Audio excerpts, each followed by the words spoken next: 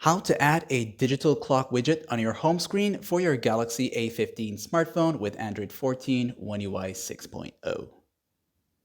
In order to add this digital clock widget, long press a blank area on your home screen like this right here, and you'll see the widgets show up right there to the bottom area. As you tap on that here now, you will want to go down until you see the clock section, and you can choose from the different types of clock widgets that's available. These are all pre-installed with your Samsung phone. No need to install any additional apps.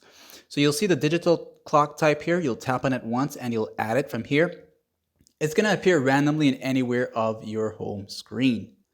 Now at first when that happens, you'll see these little tabs here which you can pull on and increase the size of it. But if you accidentally tapped away and you didn't get a chance to do that here, you can just come back and long press it and move it around wherever you want it to be, maybe to another page.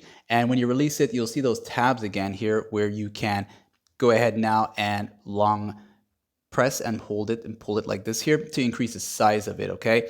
And you can also change the color of it if you want to. Come back again, long press it. You'll see the settings option here.